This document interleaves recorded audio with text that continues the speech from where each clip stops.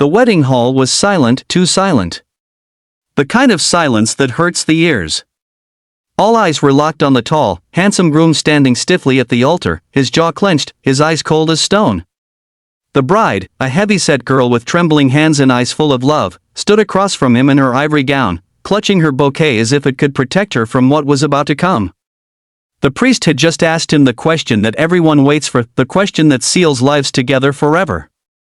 But instead of "I do," his voice cracked through the hall like thunder. "I can't marry her. Look at her." The gasps came like a wave, sharp, collective, merciless. Cameras stopped recording. Murmurs filled the hall. The bride's face turned pale, her lips parted, but no words came. The man she loved had just humiliated her in front of everyone. If you believe in kindness, redemption, and second chances, please like, comment, share, and subscribe to our channel Midnight Reports, because what happens next will remind you that sometimes, life writes its own miracles. Her name was Aria Weston, 27, an artist who painted hope even when she couldn't feel it. She had always been on the heavier side, soft around the edges, with cheeks that carried the glow of kindness. She'd fallen for Ethan Cole, a man her mother said was too good to be true, a banker with a charming smile and the kind of confidence that made rooms turn quiet when he entered. But Ethan liked attention more than he liked love. He liked being seen with Aria when it made him look generous, but behind closed doors, he would comment on her weight, mock her eating habits, and compare her to his exes. Aria thought it was love. She thought maybe she deserved the comments because she wasn't good enough. But that day, her wedding day, was the day the illusion shattered. Aria's hands shook as Ethan's words echoed through the hall. "I can't marry someone who doesn't even take care of herself," he said, his tone laced with disgust. "I tried, Aria. But you didn't change. I can't live my life embarrassed." Her bouquet slipped from her fingers and hit the floor with a dull thud. The white roses scattered across the aisle, their petals crushed under her trembling feet as whispers spread like wildfire. Her mother covered her mouth, sobbing silently. The priest lowered his head. The bridesmaids exchanged helpless looks. And then, just as Ethan turned to walk away, just as Aria's world began to crumble, the doors at the back of the church burst open, the sunlight streamed through, slicing the air like a sword, and in walked a man that made everyone freeze.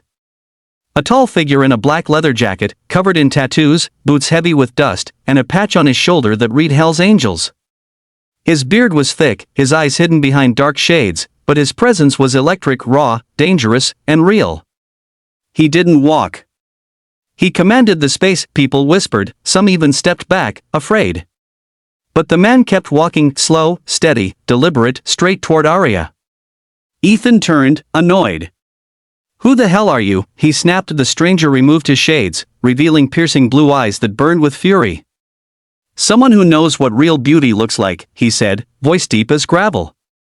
The hall went dead silent. Aria blinked through her tears. She knew that voice. It couldn't be Noah, she whispered. He nodded once. Noah Graves, her childhood best friend. The boy who once defended her from bullies in school. The one who left town after his father died, joining the Hell's Angels to escape a world that had given him nothing but pain. They hadn't spoken in almost 10 years. He looked at her now like no time had passed, his jaw tightening at the sight of her tears. "You okay, Aria?" he asked softly. She couldn't answer, her throat was too tight. Noah turned to Ethan, stepping closer until he towered over him. "You just broke a woman's heart in front of 100 people because you don't have the guts to love what's real," he said. "You think love is about dress sizes? About looks? Then you've never seen real beauty in your life." Ethan scoffed. "This is none of your business." Noah leaned closer, his voice calm but cold. "It became my business when you made her cry." The room held its breath. For a moment, it looked like a fight might break out. But Noah simply took off his jacket and wrapped it around Aria's shoulders. "You don't belong here," he said to her, gently. "You don't need to beg for love from someone too blind to see your worth." And with that, he took her hand and led her out of the church. The doors closed behind them, shutting out the whispers, the stares, and the shame. Outside, the sunlight hit Aria's face, and she broke down. Tears came fast, unstoppable. "Noah," everyone saw. "I'm ruined," she sobbed. He shook his head. You're not ruined, Arya. You were just caged by the wrong person. Now you're free. That day changed everything. For weeks, Arya hid away, too humiliated to step outside. But Noah stayed. He fixed her car, brought her groceries, sat with her on the porch when she couldn't sleep. He never talked about what happened at the church, he just reminded her, every day, in quiet ways, that she was worth something. Slowly, her laughter came back. One afternoon, he found her painting again, bright colors splashed across the canvas. You're healing, he said, smiling. Arya smiled back, shyly. I'm trying. You shouldn't have interfered that day, Noah. Everyone thinks you're some criminal. He chuckled. Let them. I don't live for people's opinions. Then, more seriously, but I'll never stand by while someone destroys a soul like yours. Months passed, and whispers of the wedding scandal faded.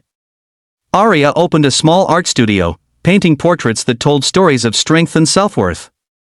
Her art began gaining attention online. One painting in particular, called The Girl Who Walked Away, went viral. It showed a bride standing alone in front of a burning church, her veil flying behind her like wings.